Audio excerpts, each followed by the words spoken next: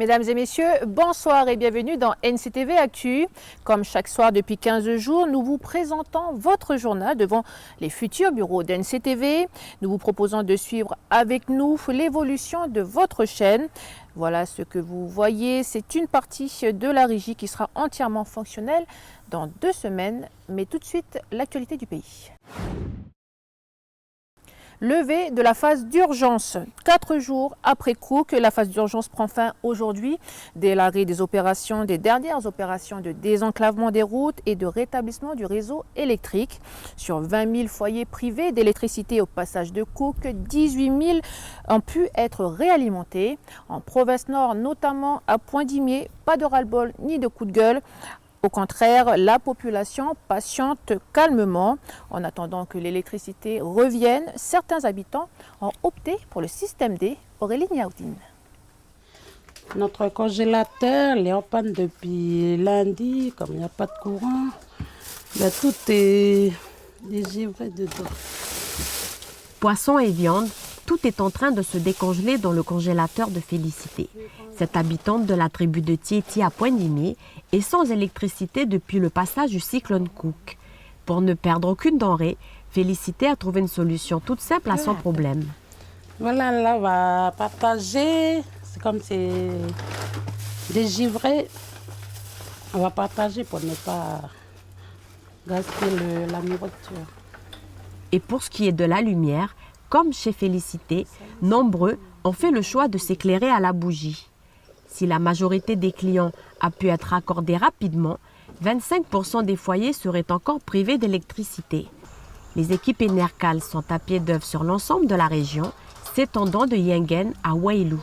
La difficulté, c'est que les dégâts, les lignes électriques basse tension sont étendues sur toute l'agence, on va dire, et les dégâts sont nombreux et il faut traiter au cas par cas. Poteau par poteau, il faut enlever les arbres, enlever les sapins et raccorder, remettre les lignes donc, sur les supports et raccorder l'abonné. Pour plus d'efficacité, des équipes en renfort ont été dépêchées sur place. De lourds dégâts sont à déplorer sur le réseau et les risques pour le personnel sont tout aussi importants. Nous avons des procédures de sécurité qu'il faut absolument respecter. On a des situations vraiment dangereuses et on ne peut pas se permettre de les court-circuiter, de passer par-dessus. Les interventions sur le réseau électrique se poursuivront ce week-end et les quelques foyers encore dans le noir devraient être alimentés d'ici mardi. Les opérations de soutien aux populations se poursuivent aujourd'hui. Ce matin, du matériel d'urgence supplémentaire a été acheminé par la sécurité civile vers Thio, Kanala et Kwawa. Du matériel pour les besoins d'hygiène ou du matériel de cuisine, des outils, des bâches ou encore des couvertures. Des équipements provenant des stocks du Secours catholique et de la Croix-Rouge. Téléphonie, électricité, routes coupées ou en étant sur tout le pays. Un point avec Vanessa Kédé. Actuellement, 2046 foyers sont encore privés d'électricité dans tout le pays. Les communes les plus touchées sont Kanala avec 615 foyers, 324 à Tio, 297 à Pointe-Dimier, 187 à Kwawa.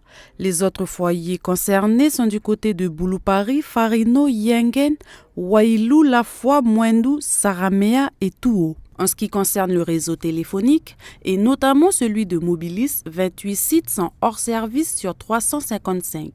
Les communes les plus impactées sont Kanala, Kwawa et Saramea. Du côté de la ligne fixe, 5 sites sont encore hors service sur 170. Et pour le réseau Internet, 6 sites sont encore hors service sur 257, toujours dans les mêmes régions, Poneriwen, Kwawa, Kanala, Wailou et Ouvea. Les réseaux routiers sont en voie d'être globalement rétablis. Les principales voies d'accès sont désormais accessibles. Bilan positif après la rencontre aujourd'hui entre les syndicats de la SLN et Christelle Bory, futur PDG d'Eramet. Une réunion s'est tenue ce matin à Doniambo, d'abord entre l'ensemble des syndicats de la SLN et la PDG. Compétitivité, productivité, sécurité et environnement ont été les points essentiellement abordés. À l'issue de ce premier contact, syndicats et direction ont globalement été satisfaits. Une SLN plus agile et plus réactive, c'est la priorité de Christelle Bory. Le dialogue social est absolument fondamental pour le bon fonctionnement de l'entreprise. Donc il faut créer un dialogue ouvert, constructif. Et je crois que c'était tout à fait la tonalité des échanges ce matin, où j'ai trouvé des partenaires sociaux qui étaient responsables, conscients de la situation difficile de la SLN et conscients de leur rôle à jouer pour le redressement de la société en partenariat avec la direction. Donc je pense que nous avons des bonnes bases. La priorité, c'est encore une fois de remettre la SLN en compétitivité, donc d'arriver à être plus productif, d'arriver à être plus agile et réactif dans un monde qui bouge rapidement, dans un monde du nickel qui est de plus en plus compétitif. Et donc il faut non seulement la compétence, mais il faut une vraie démarche de progrès continu pour arriver à retrouver des niveaux de compétitivité qui vont nous permettre à long terme non seulement de survivre, mais de continuer à investir dans le groupe. Un avis partagé par les représentants du syndicat du SMIC Nickel et de la CSTNC. Le plan de performance, on est d'accord, mais il faut le faire ensemble. Notre message, c'est de dire que si la SLN veut faire tout seul, ça ne va pas marcher. Donc on est d'accord pour le faire. Quelques réorganisations qui vont découler sur quelques suppressions d'emplois, mais pas autant qu'il y en a aujourd'hui. Aujourd'hui, on doit travailler tous ensemble, que le marché du nickel il est en danger, que toutes les entreprises sont en train de faire des progrès et que si nous on n'est pas au rendez-vous, on risque de couler. Et donc il faut à tout prix qu'on s'unisse et puis qu'on fasse d'une même voix pour pouvoir répondre et passer cette crise.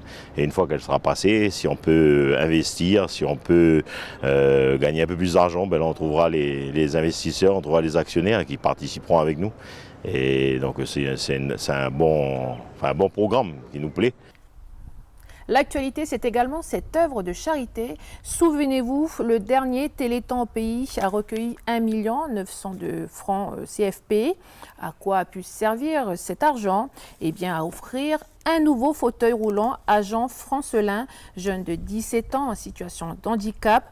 Son ancien fauteuil n'était plus adapté à sa taille, mais faute de financement, il était contraint de le garder près d'1 an.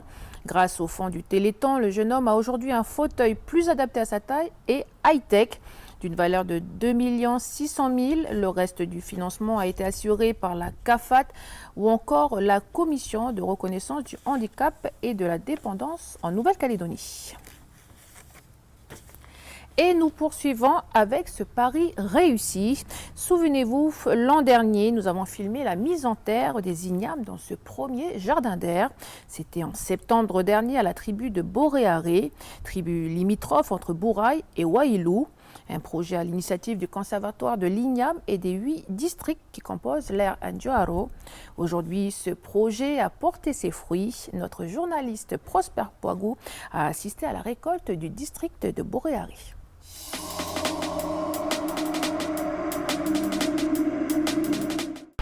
Là, le truc. Le travail d'un an. Je suis fier du truc. L'igname que tient Stessé Selefen en est le témoin. Le premier jardin d'air situé dans le district de Ni est une réussite. 7 mois après leur mise en terre, les plants de 400 grammes ont laissé place à des tubercules d'environ 8 à 9 kilos.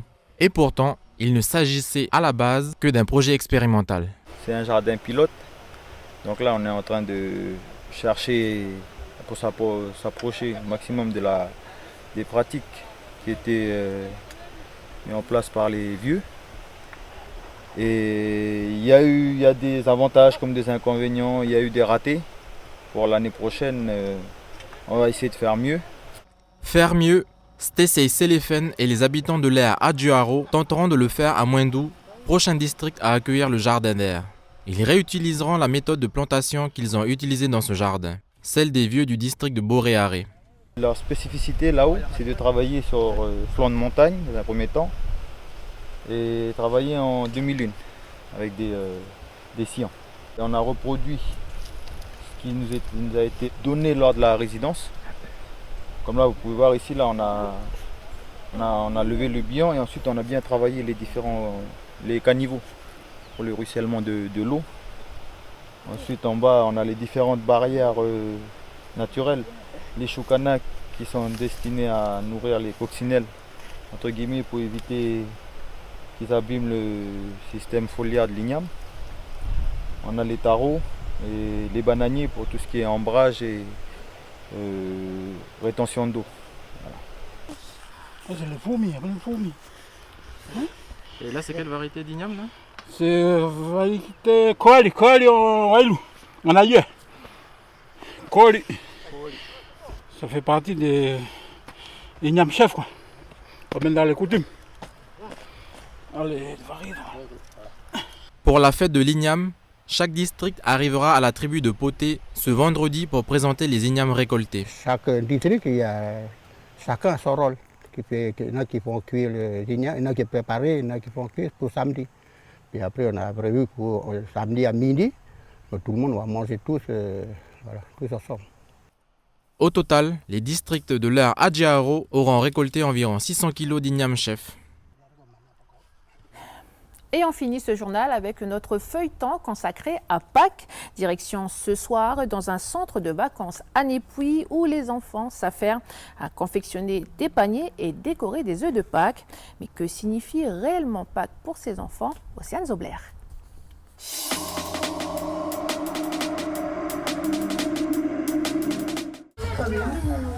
Après, tu as grave. Avec mon panier, on va attraper les œufs de Pâques pour la chasse aux œufs. Comme ça, on pourra en manger. On pourra amener à la maison. Puis au moins, ce sera une bonne vacance. Des bonnes vacances. Ce que c'est Pâques. C'est du chocolat. On s'amuse, on peut chercher, c'est pas tous les jours qu'on peut chercher des œufs en chocolat. Et puis on peut chanter des chansons, du lapin de Pâques. Voilà. Tu dis que c'est une fête. C'est une fête pour célébrer quoi? Le lapin. Et je sais pas pourquoi en fait on dit le lapin de Pâques. Mais en fait c'est des œufs que la foule elle prend. Il n'y a pas un autre endroit où vous allez pendant Pâques? Celle-là, c'est une... Non. Non. Je sais pas. Vous n'allez pas à l'église pendant Pâques? Non. Non, on va jamais aller. Pour moi, Pâques, c'est une fête religieuse chrétienne qu'on fête tous les ans. C'est le jour de la montée de Jésus au ciel.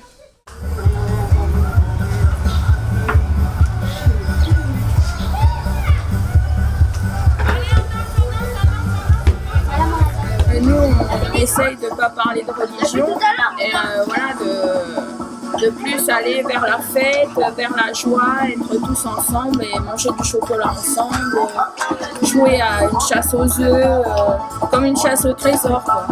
Profiter de Pâques pour d'autres valeurs en fait. Voilà, le partage, la solidarité et puis voilà, l'entraide. Vive les fleurs de Pâques, on s'ensemble, on se régale avec du chocolat. Hey! Voilà, c'est la fin de ce journal. Merci de nous avoir suivis. Quant à moi, je vous retrouve les prochaines semaines de vacances. En attendant, je vous souhaite un excellent week-end pascal.